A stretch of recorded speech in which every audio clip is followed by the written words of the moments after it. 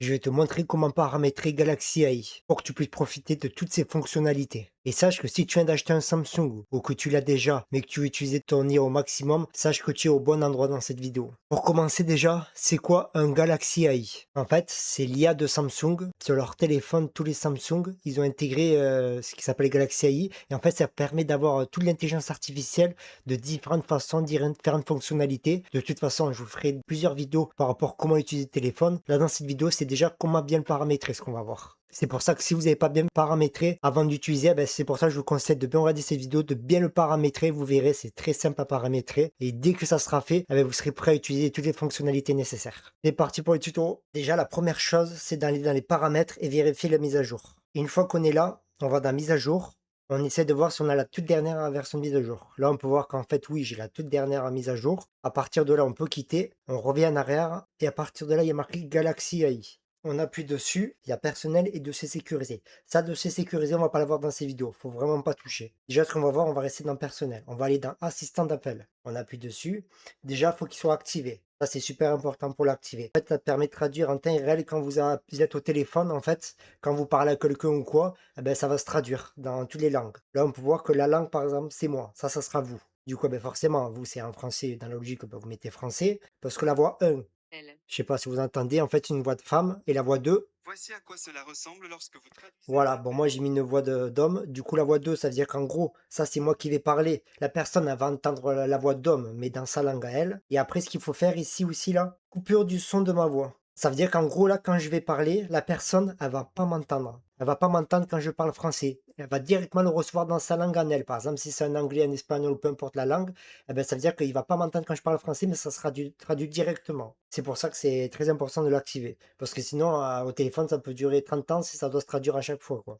Et là, pareil. Par exemple, là, j'ai choisi autre langue. J'ai mis par défaut anglais des États-Unis. Là, j'ai mis une voix de femme. Et là, c'est pareil. Coupure le son de l'autre personne. C'est-à-dire que je vais pas entendre, par exemple, là, j'ai mis en anglais. Je vais pas entendre l'autre personne parler en anglais parce qu'en fait, eh ben, parce que j'ai activé ça. Je vais l'entendre directement en français quand elle va m'appeler. Voilà, c'est pour ça, ça déjà, c'est important. Après, pré-réglage. Ça, en fait, on peut ajouter un numéro en contact. Parce que si on connaît une personne ici, là, peu importe la langue qu'il parle, eh ben, en fait, eh ben, quand cette personne va nous appeler, ça sera directement traduit dans la langue correspondante. Ça, c'est très bien aussi de mettre ça. Après, on va aller dans la traduction instantanée des autres applications. Et là, on vérifie que tout est coché. Parce que si on fait des appels avec des applications tiers, eh ben, comme ça, ben, on est sûr que ça va être traduit aussi. Voilà, en gros là, ça c'était pour le premier. Après, on va aller dans assistant message. C'est pareil, ça il faut l'activer. Une fois qu'il est activé, on va aller juste dans traduction du chat. Et là, il faut que ça soit bien activé. Et en fait, ça va traduire à chaque fois tous les messages qu'on va recevoir. Et là, on coche bien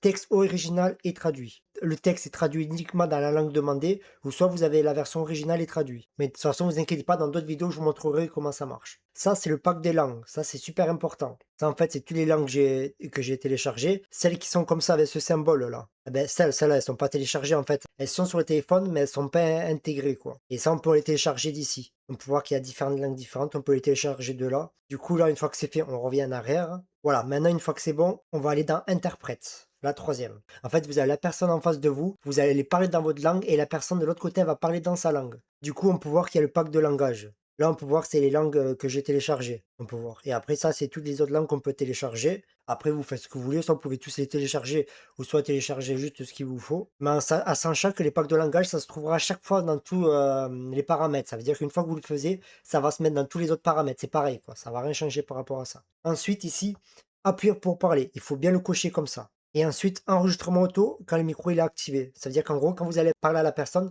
ça va s'enregistrer quelque part. Et au moins, ben, pour réécouter si vous en avez besoin aussi dans votre langue. Ensuite, sans notification, il n'y a rien à toucher. Autorisation, normalement, vous devez autoriser le micro et tout pour que ça, c'est normal. Du coup, une fois que vous avez fait ça, vous pouvez revenir en arrière. On va aller dans Assistant Note maintenant. On appuie dessus. Bien sûr, il faut que ce soit activé. Ça, on fait détection automatique de la langue. Et c'est pareil. Et ça, le pack des langues, vous voyez que c'est pareil. Ceux que j'ai téléchargés, ceux que j'ai pas téléchargés, en fait, c'est pareil que les autres. Ça, une fois que c'est fait, vous pouvez revenir en arrière, hein. Assistant retranscription. Ça, c'est en fait, c'est la suite de l'autre qu'on a vu. C'est transcrire automatiquement les enregistrements vocaux. C'est-à-dire qu'en gros, tous les enregistrements vocaux que vous allez avoir, ah ben, vous pouvez transcrire automatiquement dans votre langue. Comme ici, là, il faut mettre français. Là, vous cochez, vous mettez français. Là, c'est détecter automatiquement la langue. Ça, c'est bien aussi de le faire. On ne sait pas si vous voyagez beaucoup, dans quel pays vous allez ou quoi. Langue de transcription, ben, vous mettez en français, pareil. Ça, c'est le pank des langues, ah ben, vous voyez, on le retrouve encore. Et après, quand on remonte ici, le super important, c'est résumé transcription. Ça, c'est bien de l'activer. Vous n'êtes pas obligé, mais si vous avez une longue conversation que vous avez enregistrée dans la langue, après ça s'est traduit dans votre langue, là, vous avez un résumé de toute la conversation. Voilà, à partir de là, on peut revenir en arrière. Ça, c'est bon. Maintenant, on va aller dans assistant web. Alors, assistant web, vous allez sur résumé, vous devez bien l'activer.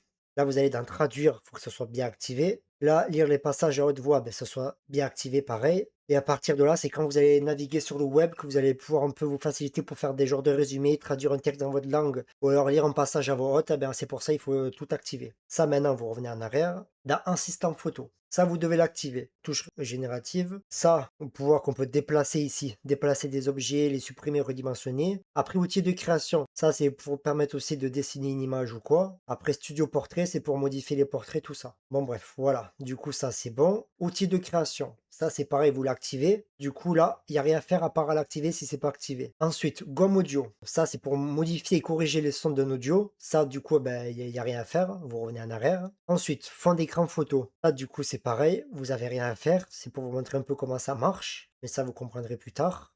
Ensuite, nos briefs. Ça, vous pouvez choisir le contenu à inclure. Ça, en fait, vous l'adaptez. Bon, ça, après, moi, j'utilise pas trop. Mais bon, ça, vous verrez par vous-même. Ensuite, on va dans assistant santé. Bon, là, il n'y a rien à faire. Il faut laisser activer. Du coup, voilà, une fois que ça c'est fait. Et là, le truc le super important à faire, surtout, écoutez bien cette partie. Là, traitez les données sur l'appareil uniquement.